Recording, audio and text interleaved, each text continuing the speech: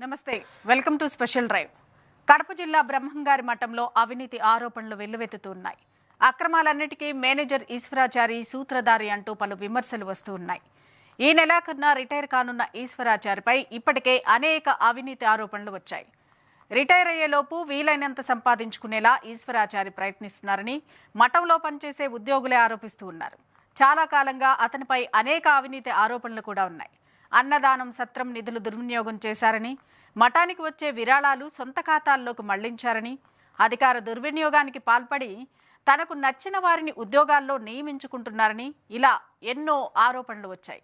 దీనిపై ఇప్పుడు అధికారికంగా ఫిర్యాదులు కూడా అందడంతో దేవాదాయ శాఖ అధికారులు విచారణ కూడా జరిపారు. ఈశ్వరాచారిపై వచ్చిన ఆరోపణలు నిజమే అని కూడా విచారణ చేశారు అధికారులు. విచారణలో తేల్చేశారు. అయితే ఇది జరిగి చాలా కాలం గడుస్తున్నప్పటికీ ఆయనపై ఎలాంటి చర్యలు తీసుకోలేదు. పైగా ఆయన అక్రమాల్లో మఠం తాత్కాలిక పీఠాధిపతి పాత్ర కూడా ఉన్నట్లు ఆరోపణలు బలంగా వినిపిస్తున్నాయి. అసలు ఈశ్వరాచారి స్థానంలో కొత్తగా రాబోయే పిపిఎన్ ప్రసాద్ స్వయాన పీఠాధిపతి బావమర్దే అనే తెలుస్తోంది.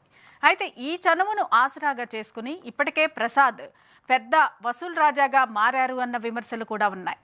ఇప్పటికే ఓ కాలేజీకి ప్రిన్సిపల్గా ఉన్న ప్రసాద్ చాలా కాలంలో మఠం కార్యకలాపాల్లో పెత్తనం చెలాయిస్తున్నట్లుగా తెలుస్తోంది.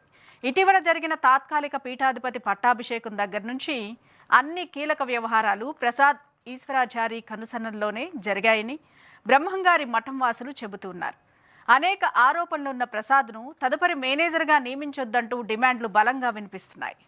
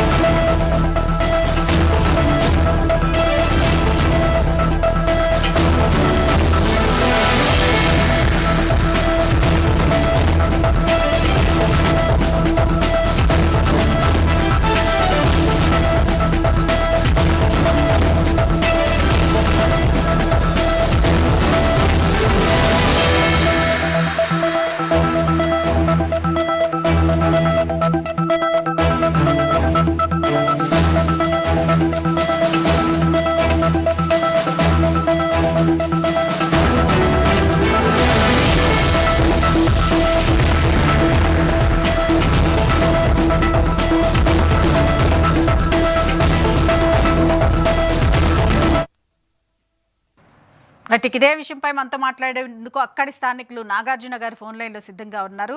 హలో హలో నమస్తే సార్. నమస్తే సార్ చెప్పండి. ఇప్పుడు ఈ మేనేజర్ ఎవరైతే ఉన్నారో ఆయన మీద అనేక ఆరోపణలు వినిపిస్తూ ఉన్నాయి. అంటే అన్నదానానికి వచ్చేటటువంటి సొంత డబ్బును ఆ డబ్బును కూడా సొంతంగా వాడుకుంటున్నారనే ఆరోపణలు వినిపిస్తూ ఉన్నాయి. ఇదంతా నిజమేనా? స్థానికంగా మీరు అక్కడ ఉంటున్నారు కదా, బ్రహ్మంగారి మఠం అసలు అది ఏంటి, ఎలా మొదలు పెట్టారు, ఆయన ఎప్పటి నుంచి కొనసాగుతున్నారు? ఇప్పుడు ప్రస్తుత మేనేజర్ గారు ఈశ్వరాచారి గారు మేడం. అవును. ఆయన ఒక 1 month లో రిటైర్డ్ అవుతాడు. అయితే ఆయన మీద అవినీతి ఆరోపణలు ఉండేటి వాస్తవమే. తన సొంత అకౌంట్లోకి డబ్బులు వేసుకోవడం అనేది జరిగింది మేడం. చెప్పండి, వినిపిస్తుంది. ఆ విషయం అయితే జరిగింది. హలో.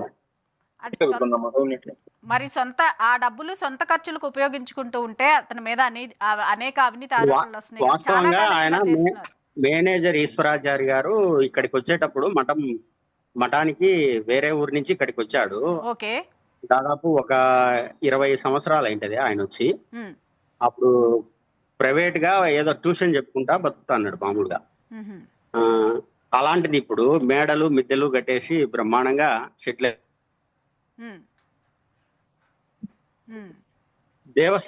దేవస్థాన అభివృద్ధి అనేది